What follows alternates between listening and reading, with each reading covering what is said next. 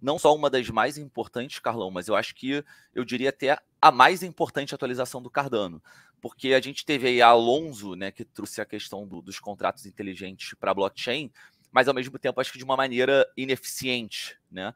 Então, acredito que, apesar dos contratos já terem entrado antes, essa é a atualização que está realmente com os olhares aí voltados para adoção, né, desse uso de contratos inteligentes, né? Mas, exato, assim, a gente... Opa, foi mal aí, mas, cara, a gente chegou a ver esses contratos começando, mas a gente viu uma falta de adoção de ecossistema, né? Então acho que a empolgação da galera agora é justamente para poder facilitar isso, né? Perfeito, Carlão. E até como um contraponto, né, para a gente trazer muita responsabilidade antes de introduzir assuntos que trazem um FOMO muito forte, é bom lembrar que a gente vive sim um momento complicado ali de mercado, talvez uma crise aí que a gente esteja vendo macro, né, que a gente está cansado de falar, mas que, de certa forma, apesar de não ter uma ligação direta com o mercado cripto, ele impacta o mercado cripto. A gente vê hoje, ali pelo Token Metrics, quase 90% das top 300 do mercado sendo negociadas hoje num preço abaixo do fechamento mensal anterior, né? Então, a gente consegue entender o momento de turbulência. Realmente, a cor vermelha diz aqui, é momento de sangue nas ruas, mas isso não invalida, né, as boas coisas que estão acontecendo, as coisas de valor, a geração de valor que acontece nesse bear market. Por isso que, por gentileza, eu vou botar aqui a sua tela, Carlão, da Mercúrio, aqui a apresentação, para que você introduza esse assunto. Eu já falei um pouco do Cardano, mas você trouxe nessa apresentação, acho que bem legal, de uma maneira bem coesa, né, um pouco da explicação e vantagens, atributos, dificuldades. Então, manda brasa aí para gente. Cara, perfeito, né? Eu acho que a gente pode começar aqui falando sobre a origem da Cardano, né? Para quem não sabe, o Charles Hoskinson, ele participou ali do time da Ethereum, mas apesar disso, a gente tinha algumas divergências com ele tinha uma abordagem um pouco mais acadêmica ali, queria já adiantar o Proof of Stake, que era uma ideia que veio desde o começo da Ethereum, mas que eles acabaram demorando muito para implementar, e aí ele veio e fez aquilo que a gente chama de uma cisão, assim, né? Uma dissidência. Charles Hoskinson saiu ali do time original que tinha sido formado pelo Vitalik em 2015 e começou a Cardano já originalmente como uma blockchain de Proof of Stake, né? Porque ele achava que a abordagem da Ethereum era muito mais de fazer as coisas na prática, aprender com os erros. Ele queria uma coisa que fosse ali mais revisada por pares, um pouco mais acadêmica e começando de cara com essa maior eficiência energética, né? Digamos assim. Perfeito. A gente já tem acho que uma das diferenças ali muito claras do Cardano e Ethereum é exatamente essa direção de comportamento e estratégia, né? O Ethereum, ele é muito mais tipo acelerado, vamos fazer as coisas acontecer e a gente vai corrigindo no meio do caminho, enquanto o Cardano é muito mais tipo, vamos pavimentar direito aqui para a gente chegar, né, num lugar, mas assim, que não vai ter problemas, né? A gente não vai encontrar problemas no meio do furacão, tipo isso, quando já está rolando. Exato. Uma coisa até interessante é que a Cardano, ela é hoje uma das blockchains mais seguras, assim, em questão de auditoria, Sim, né? sim. Então, a gente, no nosso ranking, né, de notas, a gente coloca ela ali na sequência de Fibonacci, a gente coloca ela como uma nota 8. A gente não coloca 13, por quê? Porque, apesar disso, ela não teve uma adoção, então ela não foi estressada o suficiente para a gente ver como que isso vai se comportar na prática. Mas, apesar disso, ela é muito, muito revisada nesse sentido e se traz esse aspecto de vantagem, né? E aí ela tem alguns diferenciais. Quando ela teve essa dissidência, ela se descolou do time da Ethereum, e aqui que a gente pode citar é a questão da custódia, questão de execução e de escalabilidade, né, que vão funcionar ali, respectivamente, pela settlement, pela computation layer e pela sidechains. É uma questão um pouco mais técnica, mas que vai mostrar alguns diferenciais no funcionamento ali da Cardano, que a gente vai conseguir ver aqui um pouco mais para frente. E também veio com a Plutus, né?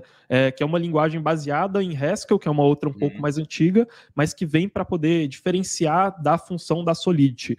Uma coisa interessante que a gente tem, ela é mais complicada de se aprender do que a Solidity, mas ela tende a ser mais confiável, né? Ela é um pouco mais low level, que a gente chama. Pensa que a linguagem de programação é como se fossem vários tijolinhos para você fazer essa construção. Quanto mais low level, mais você tem aquele tijolo, você tem tipo as partes, as engrenagens individuais. Quanto mais up level, né, digamos assim, mais uma linguagem de programação ela tem peças um pouco maiores prontas para o programador encaixar ali. Então ela fica um pouco menos flexível, mas fica mais fácil também. A Plutus é mais difícil, mais complicada, mas porém é um pouco mais confiável e abre um número maior de possibilidades. Pelo menos essa foi a ideia do time de desenvolvimento da Cardano.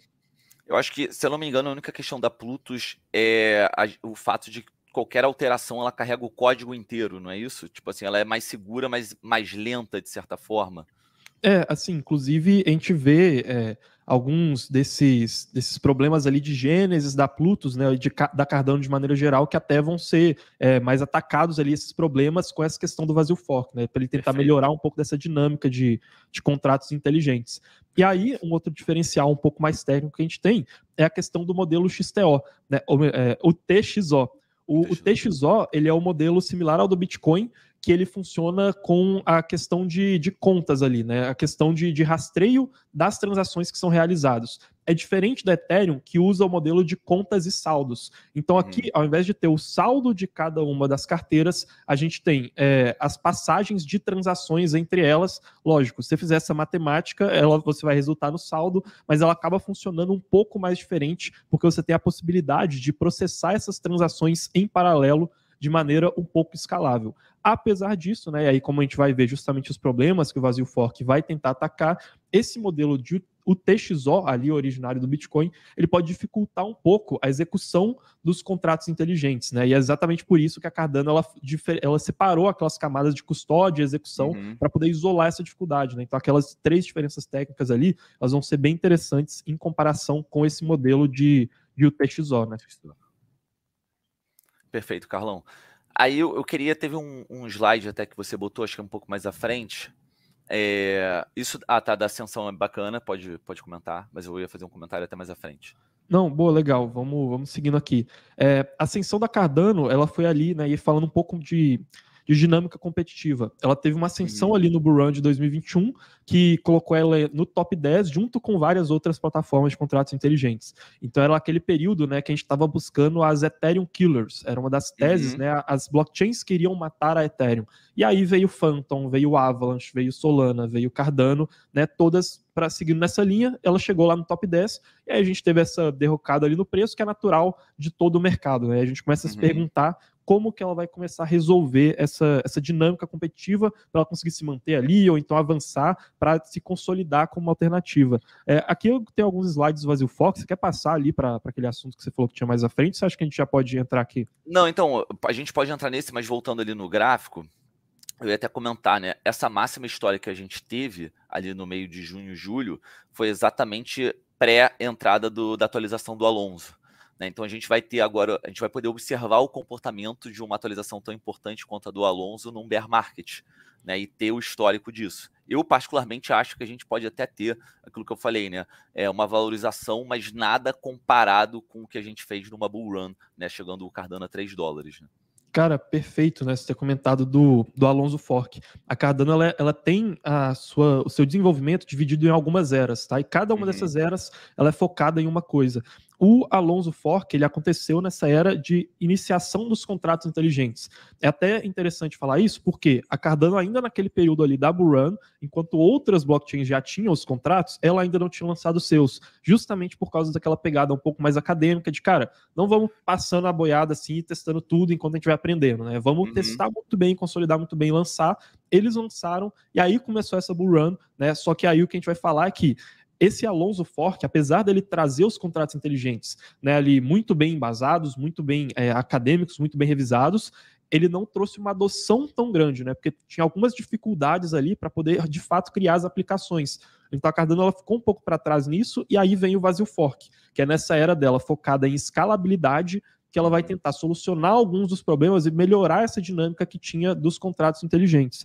Então, entrando aqui um pouco nesse Vazio Fork Upgrade, ele vai tentar trazer essas melhorias da rede, né, focado na escalabilidade, mas principalmente fazer essa escalabilidade melhorando os contratos inteligentes. E tem 3 principais atualizações, que são a CIP 31, CIP 32 e a CIP 33. Já quer ir passando aqui por cada uma delas? Quer fazer aqui os comentários? Bora lá. A gente pode ir comentando de cada uma delas, vamos lá. Boa, perfeito. Cara, CIP 31, né? A Cardano Improvement Proposal, né? Proposta de melhoria da Cardano, né? Que é o que significa aí essa sigla. Basicamente, ela vai permitir a leitura de dados que estavam on-chain sem você precisar realizar a sua transação. que isso significa? Que antes, se você tinha um contrato, você tinha que ler algum dado que estava ali escrito na blockchain, algum dado passado, você tinha todo esse trabalho de realizar uma transação para que você conseguisse realizar essa leitura, né? Sendo que muitas vezes pode ser um trabalho desnecessário, vai envolver pagamento de taxas e assim por diante. Isso pode facilitar muito essas consultas de transação e também facilitar muito para dApps, né? Aplicações descentralizadas que queiram consultar essas informações em paralelo sem precisar realizar esse trabalho todo, né? Então antes seria algo que não é possível e a partir do Vazio Fork Upgrade passa a ser possível essa leitura de dados on-chain. Perfeito. E eu acho que é legal a gente pontuar também que quando o Alonso chegou, né, também tinha assim, uma expectativa de muitas coisas novas acontecendo e que algumas delas não se confirmaram, né? Então a gente ter também em mente de que o Vazio Hard Fork ele vem carregado de muita expectativa, mas que muitas vezes essas expectativas, ou parte delas, né, não são de fato confirmadas na prática. Até por isso o Vazio vem resolver problemas que teoricamente já deveriam estar resolvidos, né? Ou pelo menos, né, não faz muito sentido você implementar contratos inteligentes sem que você tenha de fato a adoção, uma operabilidade razoável, né? Cara, perfeito, perfeito. E aí, dando segmento aqui, a gente vai ter a CIP32, que é para poder permitir aquele armazenamento ali de dados genéricos, né? Então, antes disso, a gente só podia armazenar entradas e saídas dos hashes das transações, né? Que é basicamente a ligação que acontece ali, né? Esses hashes têm aqueles hashes de ligação entre os blocos que são gerados e também esses que vão ter informações mais relacionadas, por exemplo, né? A entrada e saída de transações. E aí, nesse caso, agora a gente permite que dados genéricos possam ser armazenados ali, o que também melhora, né, esse suporte para as aplicações descentralizadas, nessas dApps, e pode criar uma maior sofisticação, né? Então é mais uma melhoria ali para esse cenário de contratos inteligentes. Fala família, tudo bom? Passando para lembrar vocês que finalmente o nosso curso saiu, um programa de aproximadamente 120 aulas que trata absolutamente tudo a respeito do universo de cripto e como operar esse mercado. Ficou interessado? Manda bala que o link está aqui na descrição do vídeo junto com um cupom com descontaço para sua compra, tá?